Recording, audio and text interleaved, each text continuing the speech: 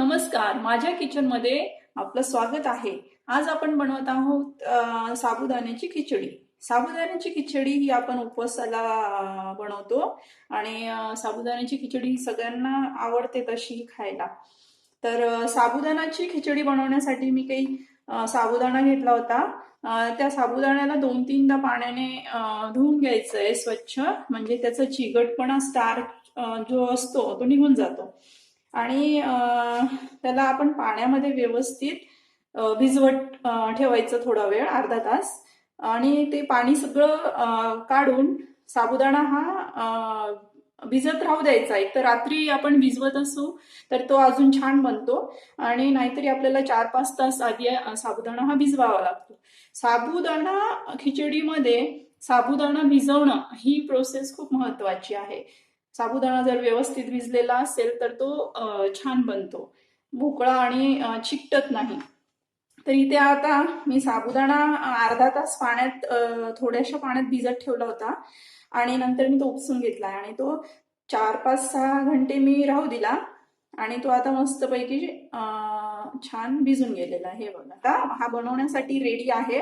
तर भिजवणे ही प्रोसेसच खूप महत्वाची आहे. साबुदाणा भिजलेला असेल तर तो चांगला खिचडी छान बनते साबुदाण्याची. तर आता आपण साबुदाणा बनवू. मी हे शेंगदाण्याचं कूट भाजून बारीक करून घेतलंय. ते जास्ती बारीक नाही, थोडस जाडसर केलेलं आहे. काही मिरच्या घेतलेल्या आहेत.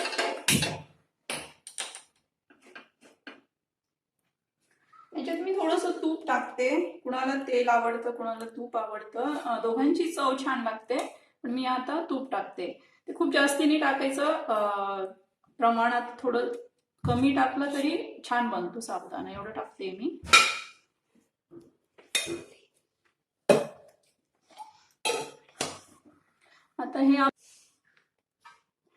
आता इकडे आपलं तूप गरम झालंय. याच्यात आपण मिरच्या टाकू.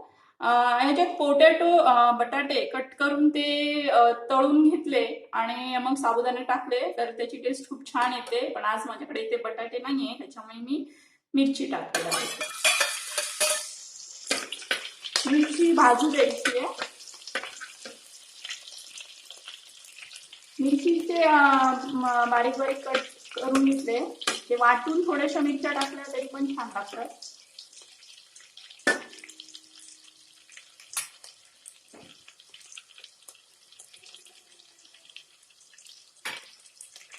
साबुदाणा हा पटकन झटपट बनून जातो 5 मिनिटात, पण त्याचं भिजवणं ही एकच प्रोसेस त्याची जास्ती मेन असते. व्यवस्थित साबुदाणा भिजलेला असेल तर तो बनतो लगेच छान.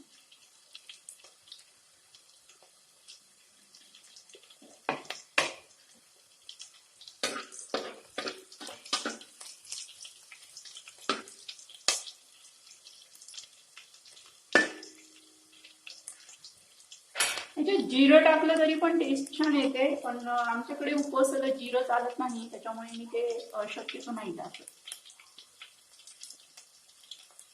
आता आपल्या मिरच्या भाजल्या गेल्या आहेत. याच्यात मी साबुदाणा टाकते. साबुदाण्यात मी चवीनुसार मीठ मिक्स केलेलं आहे.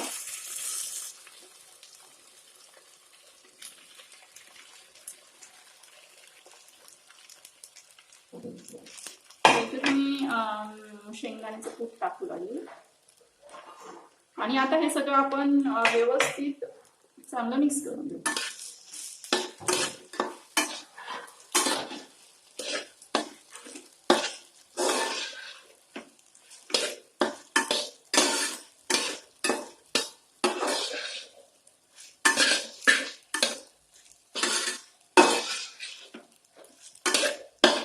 गॅस कमीच ठेवायचा.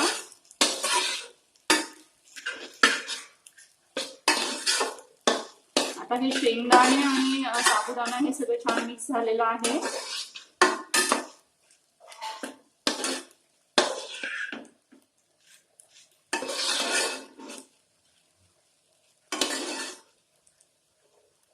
त्याच्यावर मी झाकण ठेवते. त्याला 1-2 मिनिटं आपण वाफू देऊ, म्हणजे साबुदाणा शिजून जाईल. आता हे आपलं 2-1 मिनिट साबुदाणा वाफला आहे.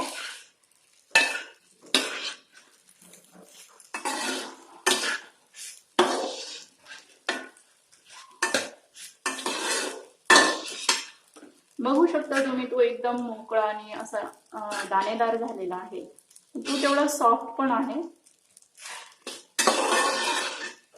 तर आता साबुदाणा बनला तर मग आपल्याला खिचडी खावी वाटते आणि चांगली लागते टेस्टला.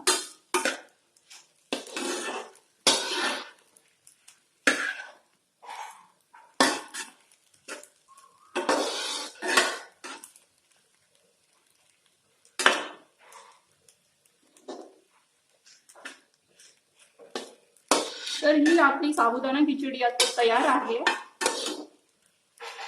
तर मी अजून 1 मिनिट वाफू देते, अजून छान बनेल.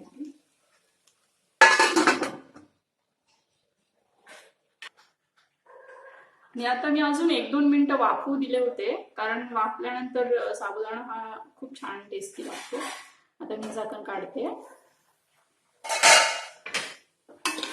तुम्ही बघू शकता आपली साबुदाणा खिचडी एकदम मस्त मोकळी मोकळी आहे आणि कलर साबुदाण्याचा हा असा गोल्डन झालेला आहे छान. हे बघा, आता ही पूर्णपणे तयार झाली आहे खिचडी. गॅस बंद करते, एकदा मिक्स करून घेऊ आणि आता आपण खाऊ शकतो. आता मी सर्व करते आहे, टेस्ट बघू.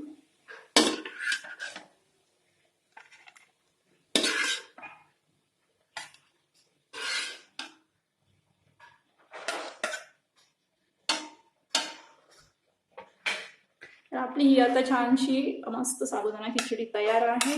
ही उपवासाची स्पेशली बनवली आहे आपण. थँक्यू.